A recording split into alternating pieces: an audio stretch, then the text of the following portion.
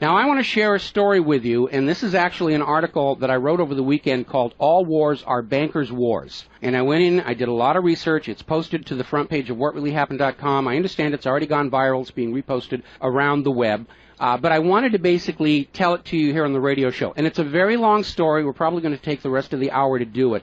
But it's something that you need to understand, that all of these wars and assassinations that we're told are crazed lone nut assassins or weapons of mass destruction or bringing democracy, all of them track back to the private central bankers as the initiating event. And the more you study this, the more you will realize all the wars are wars for the bankers, for the private central bankers. And I know a lot of people are going to have difficulty comprehending this, just how many of these wars we have fought as a nation were fought for no other purpose than to force private central banks onto nations that did not want them. So we're going to have a few examples so you understand why at this particular time in history the United States government is mired in so many wars against so many foreign nations. And there's plenty of precedents for this. Now, going back to the beginning, the United States fought the American Revolution primarily over King George III's Currency Act, which forced the colonists to abandon their own government-issued currencies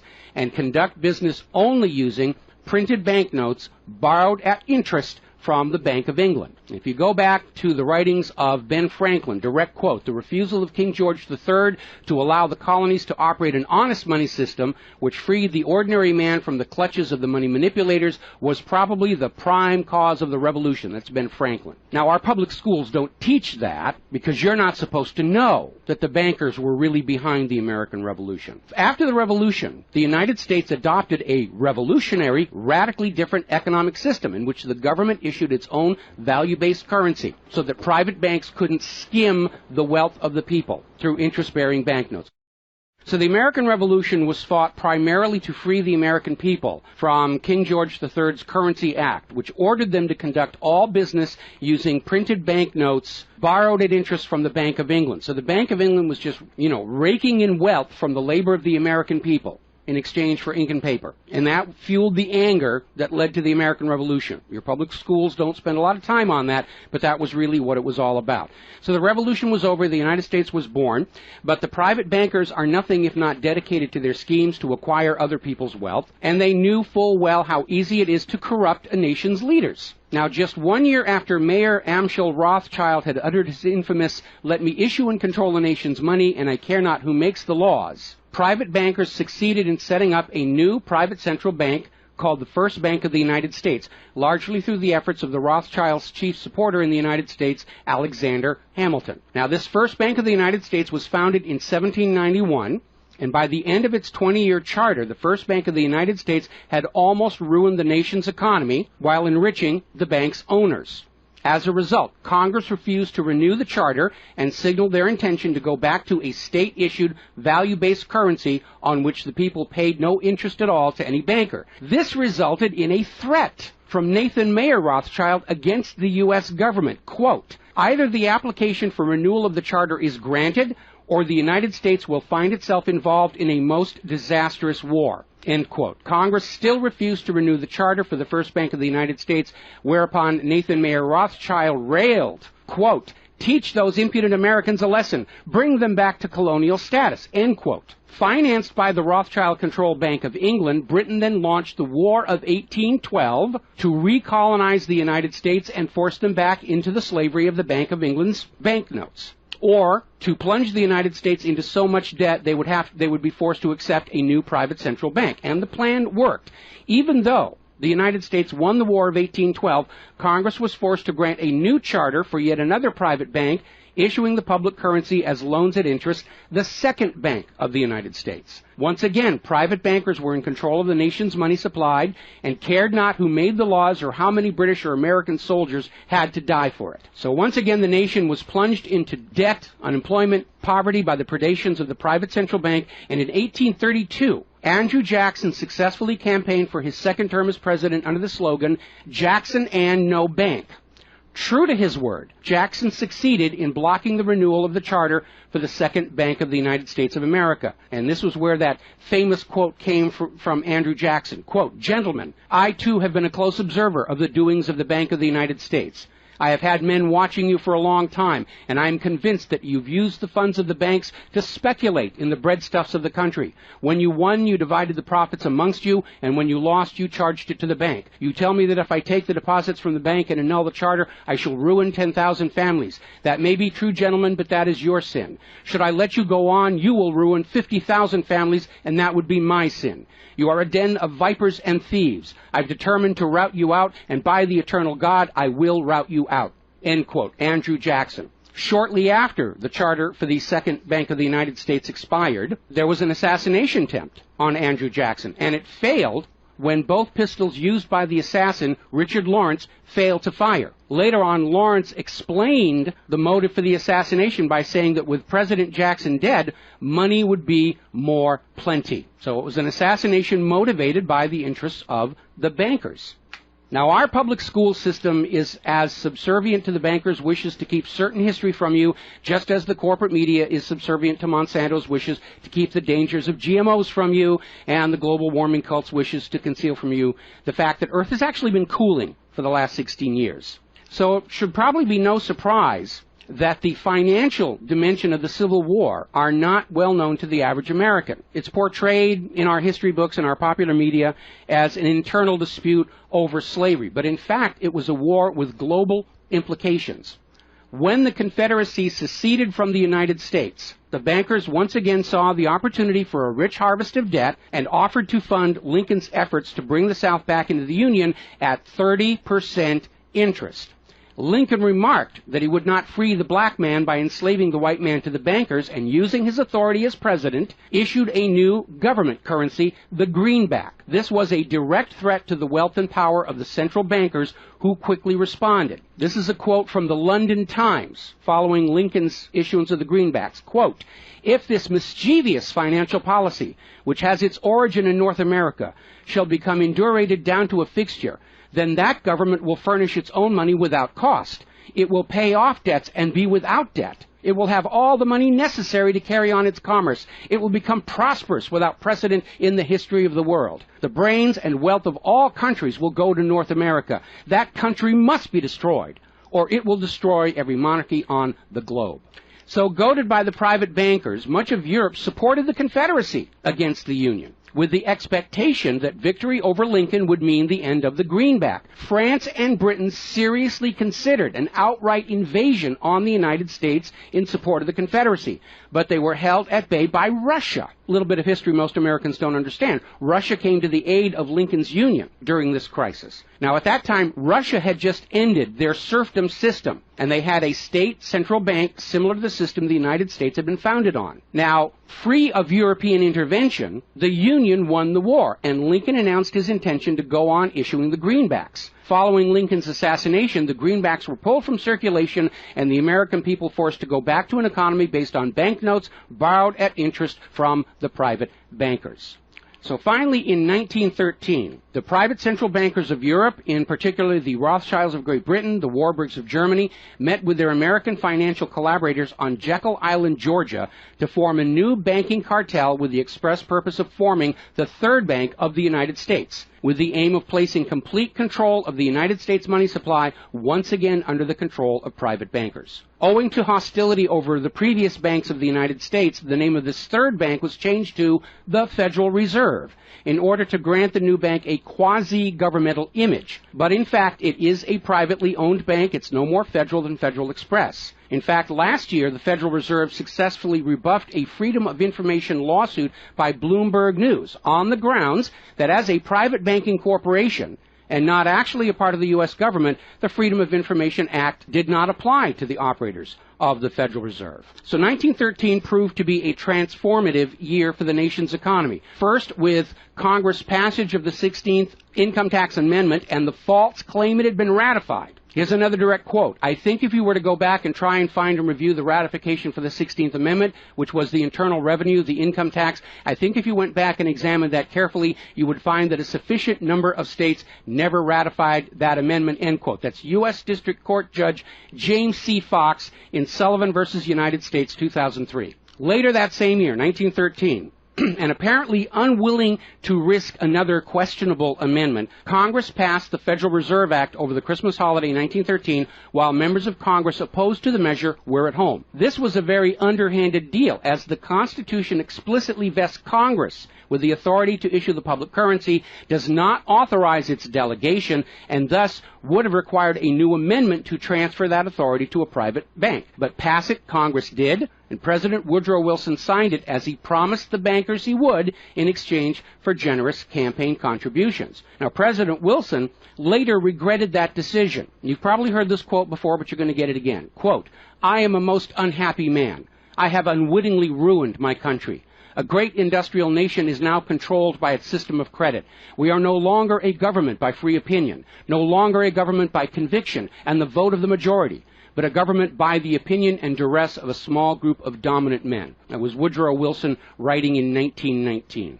Now, 1 year after the passage of the Federal Reserve Act, World War I started, and it is important to remember that prior to the creation of the Federal Reserve, there was no such thing as a world war. Now, World War I actually started between Austria, Hungary, and Serbia, but quickly shifted to focus on Germany. Why Germany? They didn't start the war. Why was Germany the villain in World War I?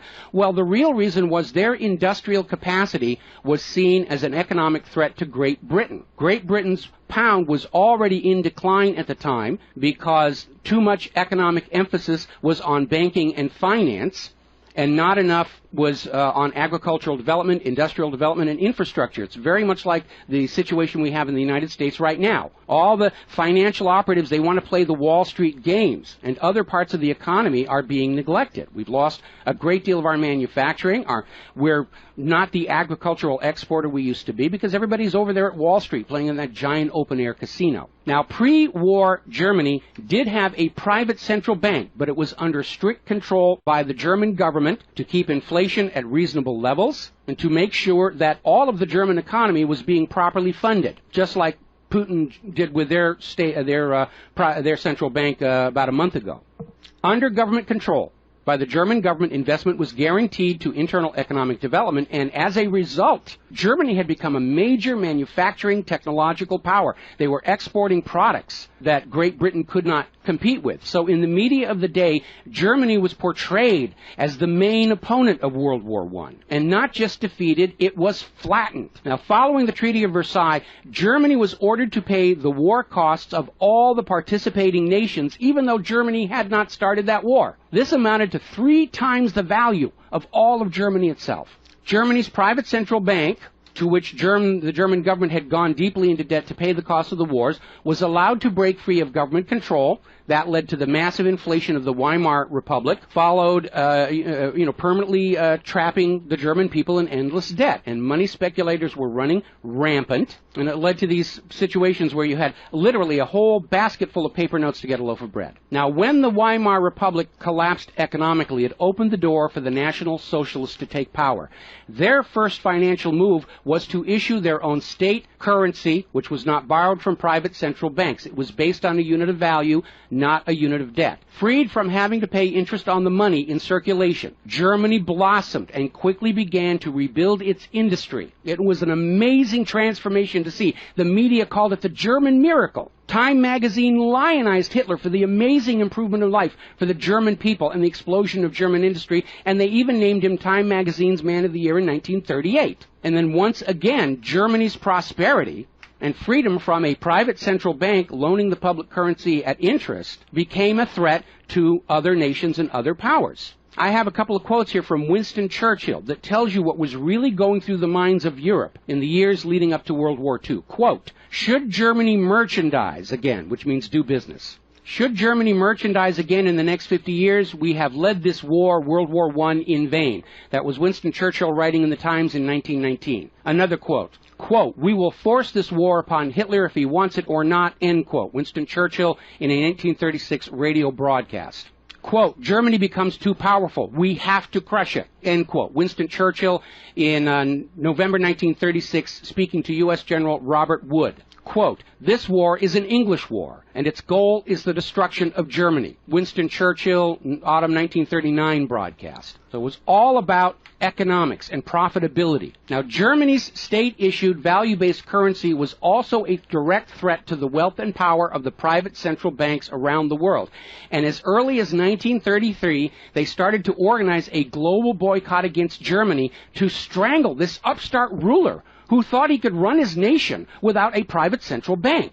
Now, as had been the case in World War I, Great Britain and other nations threatened by Germany's economic power looked for an excuse to go to war. And as public anger in Germany grew over the boycott, Hitler foolishly gave them that excuse. Years later, in a spirit of candor, the real reasons for the war were made clear. Quote, "The war wasn't only about abolishing fascism, but to conquer sales markets. We could have, if we had intended so, prevented this war from breaking out without doing one shot, but we didn't want to." End quote. Winston Churchill to Harry Truman, March 1946. One more quote here. Quote, "Germany's unforgivable crime before World War II was its attempt to loosen its economy out of the world trade system and to build up an independent exchange system from which the world finance couldn't profit anymore. We butchered the wrong pig." End quote. Winston Churchill writing in his book, The Second World War.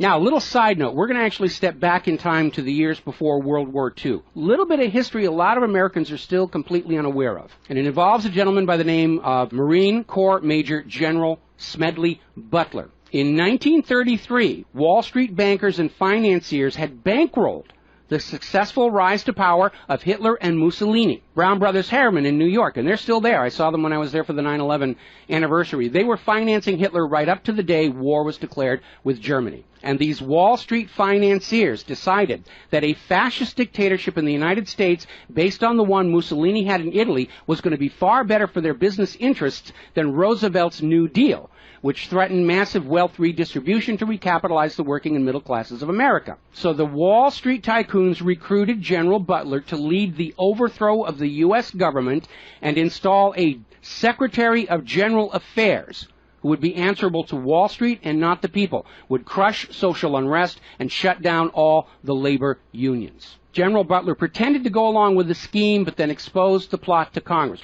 So they recruited Marine Corps Major General Smedley Butler to lead this coup d'etat, because Butler was very popular with the soldiers, and his image as part of this move would help convince the military this was the right thing to do. Now, to his credit, Major General Smedley Butler, remembering his oath to the Constitution, pretended to go along with the scheme, but then exposed the plot to the United States Congress. Congress, then as now in the pocket of Wall Street bankers, refused to act. When Roosevelt learned of the planned coup, he demanded the arrest of the plotters, but the plotters simply reminded Roosevelt that if any one of them were sent to prison, their friends on Wall Street would deliberately collapse the still fragile U.S. economy and blame Roosevelt for it. So Roosevelt was unable to do anything about this attempted coup d'etat until the start of World War II, at which time he prosecuted many of the plotters under the Trading with the Enemy Act. Now, mostly it was glossed over. Oh, it was just a rumor, unfounded. It's wacko conspiracy theory. But in 1967, the congressional minutes of Smedley Butler's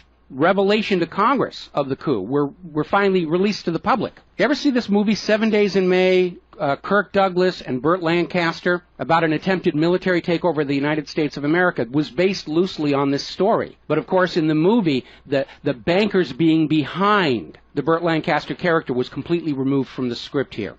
Now, Smedley Butler is also famous for writing a work called War is a Racket. And I would like to read you a quote from that. Quote, "I spent 33 years and 4 months in active military service as a member of our country's most agile military force, the Marine Corps. I served in all commissioned ranks from second lieutenant to major general. And during that period, I spent more of my time being a high-class muscle man for big business, for Wall Street, and for the bankers. In short, I was a racketeer, a gangster for capitalism. I suspected I was just part of a racket at the time. Now I'm sure of it. Like all members of the military profession, I never had an original thought until after I left the service. My mental faculties remained in suspended animation while I obeyed the orders of the higher-ups. This is typical with everyone in the military service. Thus, I helped make Mexico and especially Tampico safe for American oil interests in 1914. I helped make Haiti and Cuba a decent place for the national international city bank boys to collect revenues in. I helped in the raping of half a dozen Central American republics for the benefit of Wall Street. The record of racketeering is long. I helped purify Nicaragua for the international banking house of Brown Brothers in 1909 through 1912. I brought light to the Dominican Republic for American sugar interests in 1916. In China in 1927, I helped see to it that the Standard Oil went its way unmolested. During those years, I had, as the boys in the back room would say, a swell racket. I was rewarded with honors, medals, and promotion. Looking back on it, I feel I might have given Al Capone a few hints. The best he could do was operate his racket in 3 city districts. I operated on 3 continents. General Smedley Butler, former U.S. Marine Corps commandant, and he wrote that in 1935. Now moving forward here. As president, John Fitzgerald Kennedy understood the predatory nature of private central banking. He understood why Andrew Jackson fought so hard to end the Second Bank of the United States. So Kennedy wrote and signed Executive Order 11110, which ordered the U.S. Treasury to issue a new public currency called the United States Note. Now, Kennedy's United States notes were not borrowed from the Federal Reserve. They were created by the U.S. government and backed by the silver stockpiles held by the U.S. government. It represented a return to the system of economics the United States had been founded on, and it was perfectly legal for Kennedy to do so under the Constitution. All told, some $4.5 billion went into the public circulation, which eroded interest payments to the Federal Reserve and loosened their control over the nation. 5 months after signing Executive Order 11110, John F. Kennedy was assassinated in Dallas, Texas, and the United States notes pulled from circulation and destroyed. Following Kennedy's assassination, John J. McCloy, president of the Chase Manhattan Bank and president of the World Bank, was named to the Warren Commission. Now, I don't care how good a banker he is, he's not qualified to be investigating a murder, which is what we were told the Warren Commission was all about, to get the truth of the assassination. But we all know that the Warren Commission was there to cover up what was going on, and obviously we can presume safely that John J. McCloy's presence on the Warren Commission was to make sure the American public never got even a hint of the financial dimensions behind the assassination. So, as we enter the 11th year of what I am certain future history will most certainly describe as World War III, we need to examine the financial dimensions behind all these wars. Why are we here? Why are our children being killed and crippled? Is this another war for the profit of the private central bankers? And the answer is yes. Now, toward the end of World War II, when it became obvious that the Allies were going to win and dictate the post-war political environment, the major world economic powers met at Bretton Woods, a luxury resort in New Hampshire, in July of 1944, and they hammered out the Bretton Woods Agreement for International Finance.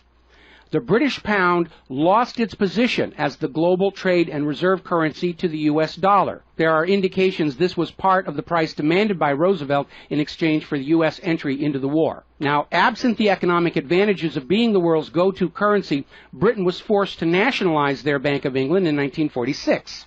The Bretton Woods Agreement, ratified in 1945, in addition to making the dollar the global reserve and trade currency, obligated the signatory nations to tie their currencies to the dollar. The nations that ratified Bretton Woods did so on 2 conditions. The first was that the Federal Reserve would refrain from overprinting the dollar, basically as a means to loot real products and produce from other nations in exchange for ink and paper. It basically was an imperial tax imposed by the U.S. economic system on the rest of the world. That assurance of no overprinting was supposedly backed up by the second requirement, which was that the U.S. dollar would always be convertible back to gold by the U.S. government at $35 an ounce. Now, of course, the Federal Reserve, being a private bank and not answerable to the U.S. government, did in fact start overprinting paper dollars, which were sent to other nations around the world, and under Bretton Woods, they had to send back products and produce and raw materials at full value. And much of the perceived American prosperity of the 1950s and 60s was the result of these foreign nations having to send real raw materials, goods, produce, back to the United States in exchange for these little pieces of paper with ink all over them, because they were forced to accept these paper notes as being worth $35 per ounce of gold. Then in 1970, France started looking at this huge pile of printed paper notes sitting in their bank vaults, for which real French products like wine and cheese had been traded, and it notified the United States government that they would exercise their option under Bretton Woods to return all those paper notes for gold at the agreed-upon $35 per ounce exchange rate. The problem was the United States had nowhere near the gold to redeem all those paper notes. So on August 15, 1971, Richard Nixon temporarily, nudge, nudge, wink, wink, say no more, suspended gold convertibility of the U.S. Federal Reserve notes. This Nixon shock, as it was termed at the time, effectively ended Bretton Woods, and many global currencies started to delink from the U.S. dollar. And it created another problem because the United States had been collateralizing their loans, money borrowed from other governments and foreign investors, with the American nation's gold reserves. And with the awareness that there wasn't enough gold to redeem all the Federal Reserve notes, lenders to the U.S. were starting to wonder, did the U.S. government have enough gold to collateralize their outstanding debts? Foreign nations began to get very nervous about the loans to the United States, and they were understandably reluctant to loan any additional money without some form of collateral.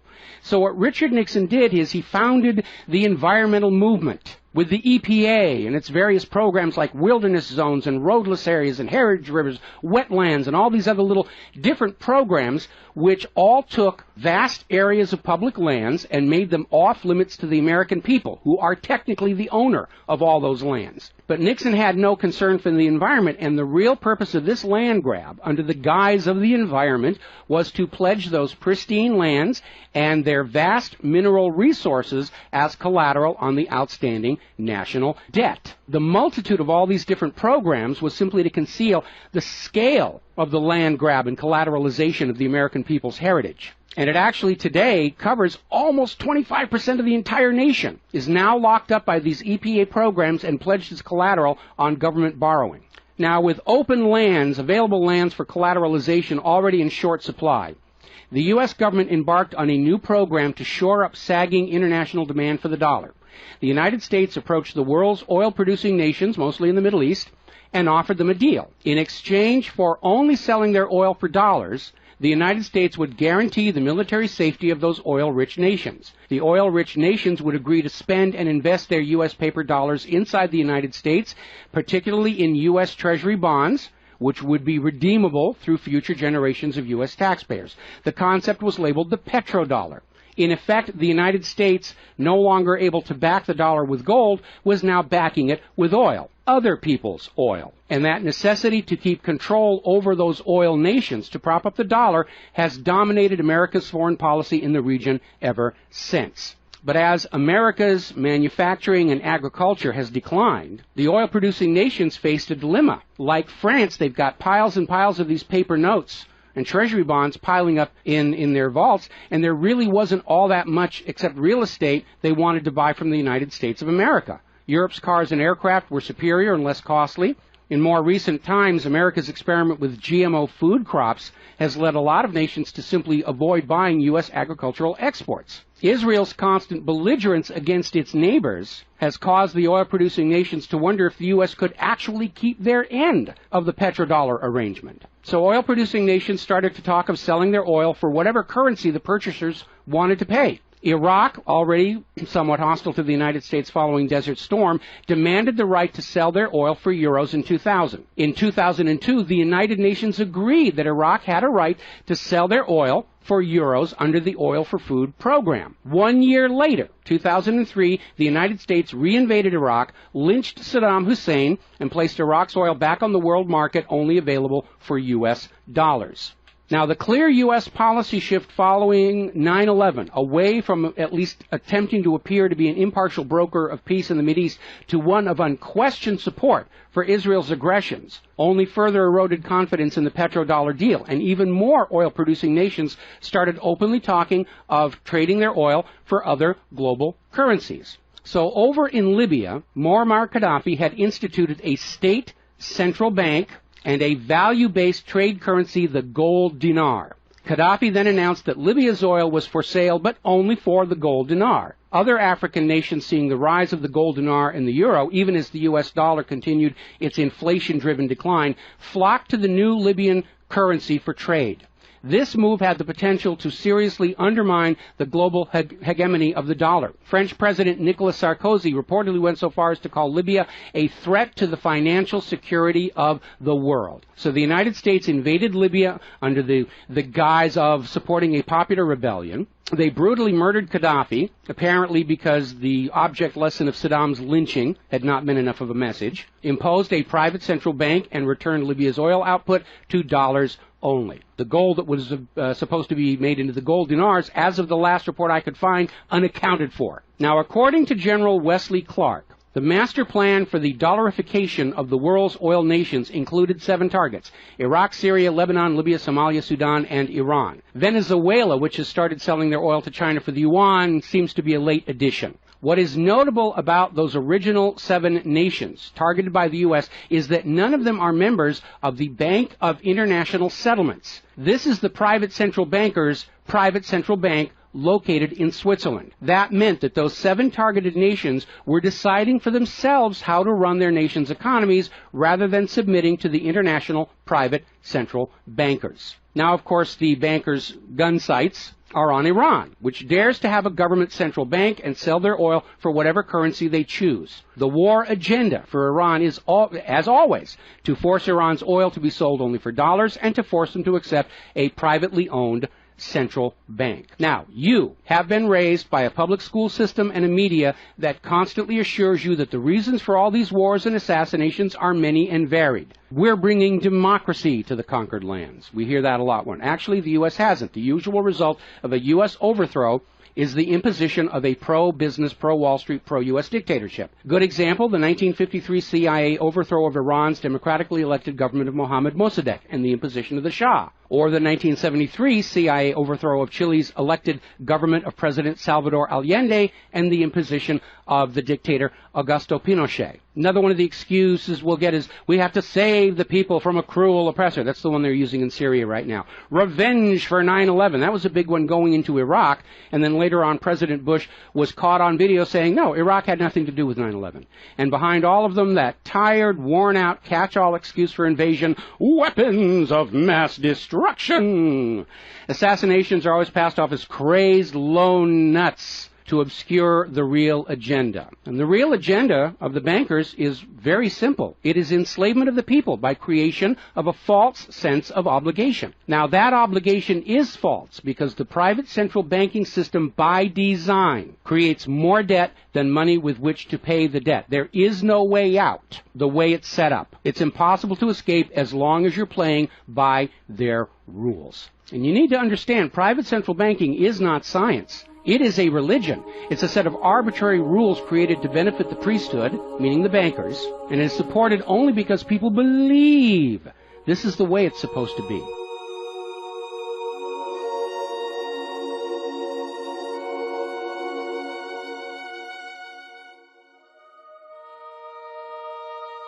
It is a religion. It's a set of arbitrary rules created to benefit the priesthood, meaning the owners of the private central banks. The fraud persists with often lethal results only because the people are brainwashed into believing that this is the way life is supposed to be, and no alternative exists or should even be dreamt of. Now, this same approach, the same brainwashing, was true of 2 earlier systems of enslavement, rule by divine right and slavery, both systems built to trick people into obedience, and both now recognized by modern civilization as illegitimate. So now we are on the verge of a new era in history where we will recognize that rule by debt, rule by private central bankers issuing the public currency as a loan at interest is equally illegitimate. It only works as long as people allow themselves to believe that this is the way life is supposed to be. But you need to understand something that's the core of the issue. Private central banks do not exist to serve the people, the community, or the nation. Private central banks exist to serve their owners, to make them rich beyond the dreams of Midas, and all for the cost of ink, paper, and the right bribe to the right official, and the occasional assassination. But behind all these wars and all these assassinations, the 100 million plus horrible deaths from all of these wars, lies a single policy of financial dictatorship. The private central bankers only allow rulers to rule, only on the promise that the people of a nation be enslaved to the private central banks. Rulers who do not go along with that will be killed, their nation invaded by those other nations still enslaved to the private central banks. The bankers themselves don't fight these wars. Their children are not in these wars. A nation tries to break free of the private central bankers like Libya. All the other nations under the bankers' control pile on and destroy them. This so-called clash of civilizations you are being told about by the corporate media, it's really a war between banking systems, with the private central bankers forcing themselves onto the rest of the world, no matter how many millions must die for it. The constant hate-mongering against Muslims you see in the corporate media lies in a simple fact. Like the ancient Christians, prior to the Knights Templars, Muslims forbid usury or the lending of money at interest because they saw in ancient times, like Rome, how these banking practices could destroy an entire society. And that is the reason our government media insists that Muslims have to be hated and killed and converted. They refuse to submit to currencies loaned at interest. They refuse to be debt slaves. That makes them a threat to the natural order of the world, the new world order of global fascist dictatorship. So, off to war your children must go to spill their blood for the money junkies' gold. We barely survived the last 2 world wars. Now we're going into the third one in the nuclear bioweapon age. That is very dangerous. We have to ask ourselves, are the private central bankers willing to risk incinerating the whole planet to feed their greed? Apparently so. You as parents, as siblings, as spouses, need to ask yourself, do you really want to see your loved ones in uniform, killed and crippled, all for a bank balance sheet? But the whole point of this article, the whole point of what I'm sharing with you today, and this is all history, you can go out and hunt it down for yourself. Behind all the flag waving, behind all the propaganda, behind the crazed lone nut assassins, weapons of mass destruction, all of the modern wars this nation have fought are wars by and for the private bankers, fought and bled for by third parties unaware of the true reason they're expected to gracefully accept being killed and crippled for. And the process is quite simple. We've explained it before on this show. As soon as the private central bank issues its currency as a loan at interest, the public is forced deeper and deeper into debt. When the people are reluctant to borrow anymore, that's when the Keynesian economists demand the government borrow more to keep the pyramid scheme working. When both the people and the government refuse to borrow anymore, that is when the large wars get started, to plunge everyone even deeper to debt to pay for the war, and then after the war to borrow even more to rebuild. And when these horrible wars are over, the ordinary people have basically what they had before the war, except their graveyards are a lot larger, and everyone is in debt to the private bankers for the next century. That is why Brown Brothers Harriman in New York was funding the rise of Adolf Hitler, because war is the bankers' richest harvest. We all need to recognize this is what all these wars have been about. Private central banking, enlarging their domain, imposing their will on nations that do not want it, imposing their system on the rulers of nations who do not want it. Bribery, blackmail, assassination, they will do anything to maintain their stranglehold on the productivity of the world's people. And as long as private central banks are allowed to exist, inevitably, as the night follows the day, there will be poverty, hopelessness, millions of deaths in endless world wars until the earth itself is sacrificed in flames to Mammon. The path to true world peace lies in the abolishment of all private central banking everywhere, and a return to the state-issued, value-based currencies that allow nations and people to become prosperous through their own labor and development and efforts. Now, I mentioned the Knights Templars. Prior to the Knights Templars, Christianity, like Islam, forbade usury because Christianity, much of Orthodox Christianity, came out of Rome, and they had seen firsthand what debt-based economies do, even to the Roman Empire. They'd seen it firsthand. So they had a ban on usury. And the Knights Templars were able to basically either bribe or blackmail the Pope to get a special dispensation that allowed them to rent money, is what they called it. They didn't call it usury, they called it renting money. A lot of modern predatory banking practices were pioneered by the Knights Templars. And they plunged Europe into hopelessly unpayable debt until finally French King Philip IV, otherwise known as Philip the Fair, did the only solution he could do, because he understood as long as you believed in the rules of the bankers, as long as you played by the rules they created to serve themselves, you were hopelessly trapped. And so Philip thought outside the box, and I know he's demonized for it, but in looking at the history of the Templars, it was his last resort. He sent messages to all of the regions in France, secret orders on the same time, in the same moment, on the same day. All of the Templars were arrested. and their commanderies, which is what they called their banks, were broken into, looking for looted wealth. They didn't find a lot of it. It was a paper empire, just like the Federal Reserve is. It's all based on paper. There's nothing of any real value there. It's all paper notes. And he sent the Templars to prison and execution, except for Scotland and Portugal, where the Pope and King Philip IV really didn't have a lot of control. I think that the governments of the world, looking at the situation, looking how close we are to seeing this current world conflict emerge into a full-blown global thermonuclear war, that maybe they need to start thinking about the wisdom of King Philip the Fair and say it's time to simply grab all these private central bankers all at the same time so they can't simply skedaddle from one nation to another and come back and try the same thing again, as they will inevitably do, because these people are addicts. They're hopelessly addicted to other people's money. That's why we call them money junkies. When we see somebody who's addicted to cocaine or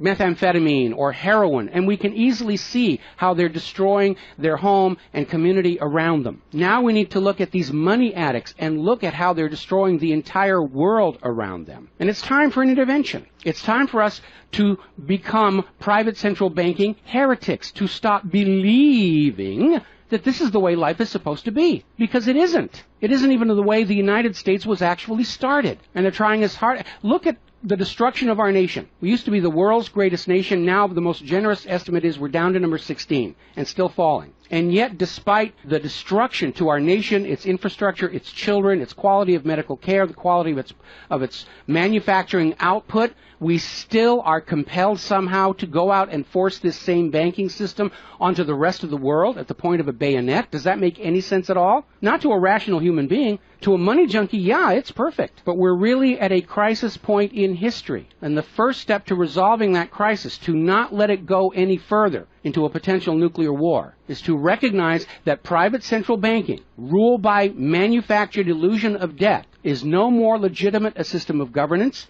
than rule by divine right or rule by slavery. We all need to recognize the true cause of all the pain and suffering and wars. It's not the terrorists, it's not Al-Qaeda. These are just distractions and set pieces put in front of your eyes so you can't see the very clear pattern behind much of modern human history. It's a war of banking systems, with the predatory private central banks seeking to eradicate any nation and any ruler that would dare try and operate their economy outside the control of the private central bankers. That's the real cause for the war. Is it something you're willing to fight and die for, to support these private central bankers? Is it something you're willing to let your sons and daughters and brothers and sisters be blown to bloody bits for, so the money junkies can have their latest fix, just a little tiny bit more gold or a little larger number on the bottom of that brokerage statement, so they can have today's thrill, their fix of money that is bought with the blood of your children? I don't think so. But the time has come to point out what really is the cause of all causes behind all the wars and suffering that our planet is having to endure and our people are having to endure. The common enemy of all humankind are private central banks issuing the public currency as a loan at interest. And as history will show, they will do anything, up to and including global wars, to keep their lock on yours and your children's future economic well-being and productivity. We're not a free society. Media will tell us that we're free, but we're not free. We are slaves. Our slave chains are made of paper, and that paper is the Federal Reserve note. Too few of our leaders have tried to stand up to this system of enslavement, usually with lethal results. But if all the people of the world at the same time stand up and say no more private central banks, it will come crashing down, just as slavery did, just as rule by divine right did, and then we'll be embarking on a new era in human history, where the emphasis on social development is on the people and not on the money junkies.